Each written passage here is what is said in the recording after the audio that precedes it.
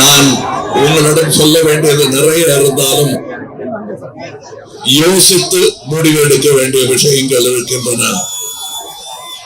ஒன்று புரிந்து கொள்ளுங்கள்,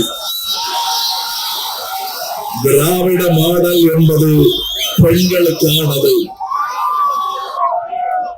உரிமை தொகை, கட்டணமில்லா பேருந்து, உயர்கல்வி உதவித்தொகை இதெல்லாம் செய்வது திராவிட மாடல்.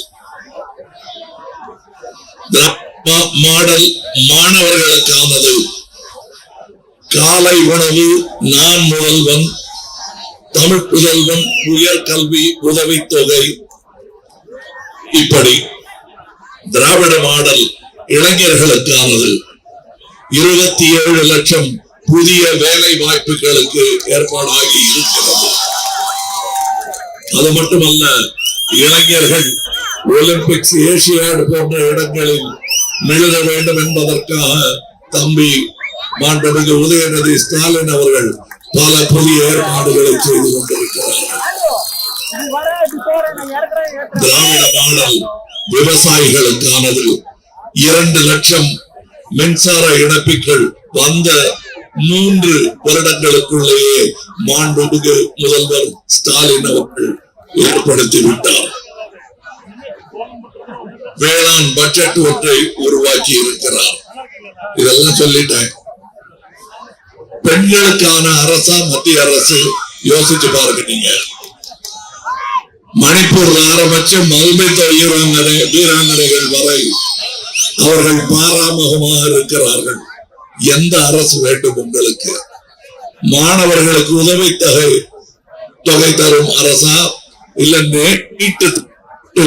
இன்னும் உங்கள் வாழ்க்கையை இக்கட்டாக்கும் அரசா? நீங்கள் முடிவு செய்ய வேண்டும்.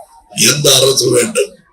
விவசாயிகளுக்கான பல நன்மைகளை செய்து கொண்டிருக்கும் இந்த அரசா, அல்லது விவசாயிகளை விரோதிகள் போல் பார்க்கும் அந்த மத்திய அரசா? எந்த அரசு வேண்டும் உங்களுக்கு? என் அறிவு கேட்டியவரை நான் சொல்லுகிறேன், இப்போதைக்கு இதுதான் சிறந்த வழி. அது ஒன்றிய அரசு அல்ல, மக்களோடு ஒன்றான அரசு. மக்களுக்காக வேலை செய்யும் அரசு. நான் பட்டியல் போட்டு கொடுத்தது போக இன்னும் நிறைய இருக்கிறது. என் கடியாரம் இடம் கொடுக்காது. இருந்தாலும் சொல்லுகிறேன், இந்த பொள்ளாச்சி வட்டாரம் எனக்கு புதியதல்ல. சிறு வயது நாடக நடிகனாக இருந்த பொழுதிலிருந்து இங்கே வந்து கொண்டிருக்கிறேன். என்னுடைய சினிமாக்கள் பல இங்கே எடுக்கப்பட்டிருக்கின்றன. எனக்கு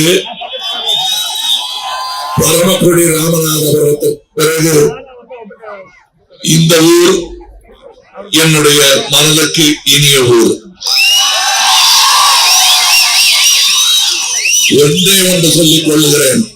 இந்த கீழே இருந்து கடியாரம் டைம் ஆயிடுச்சுன்னு சொல்றதுக்கு முன்னாடி சொல்றேன்,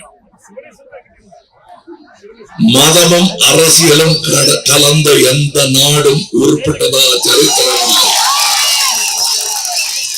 மதம் உங்கள் பர்சனல் விஷயம், உங்கள் தனி மனித உரிமை. மதம் என்பது அவரவர் சாமிய மனசுல கும்பிட்டுங்க. ஆனால் நாட்டுக்கு நல்லது செய்யும் அரசை நீங்கள் தேர்ந்தெடுக்க வேண்டும், சிந்திக்க வேண்டும். நான் இந்த மாதிரி நேர நெருக்கடி வரும்போது பேச்ச நிறுத்த சொல்லுவாங்க. அப்ப கூட நான் ஜாடையில சொல்லுவேன், இப்படி காட்டுவேன். ஒருவேளை நேரம் குறைவாயிடுச்சுன்னு எனக்கு சிக்னல் வந்தா இந்த செய்தி என்னன்னு உங்களுக்கு தெரிஞ்சிடும். யோசிச்சு ஓட்டு போட்டுக்கிறது தான். யாருக்கு வேணா ஓட்டு போடுங்கன்னு பொதுவா சொல்ல முடியாது. இப்போ இங்கதான் போட்டாகணும். அதற்கான காரணங்கள் பல. அவற்றில் சிலவற்றை நான் உங்களுக்கு எடுத்து வைத்திருக்கிறேன். நாடு பின்னடைந்து விட்டது என்பதுதான் உண்மை. பொய்யை சொல்லிக் கொண்டே இருந்தால் நிஜமாகாது. பொய்யை சொல்லிக் கொண்டே இருந்தால் நிஜமாகாது. பொய்யாமொழி புலவரை பற்றி பேசிவிட்டால் நீங்கள் பேசுவதெல்லாம் மெய்யாகி விடாது. இந்த பொய் நிறுத்தப்பட வேண்டும். அதற்கு ஒரு முற்றுப்புள்ளி வைக்க வேண்டும். அதை உங்கள் விரலில் வைக்க வேண்டும். நீங்கள் தேர்தல் நாள் ஏப்ரல் 19. சின்னம் உதயசூரியன், வேட்பாளர் ஈஸ்வரன் அவர்கள், ஈஸ்வர சுவாமி அவர்கள். இவர் குரல் உங்களுக்காக பாராளுமன்றத்தில் ஒலிக்க வேண்டும், ஒலித்தே ஆக வேண்டும். அப்படி செய்தால் நாளை நமதாகும், நிச்சயம் நமதாகும்.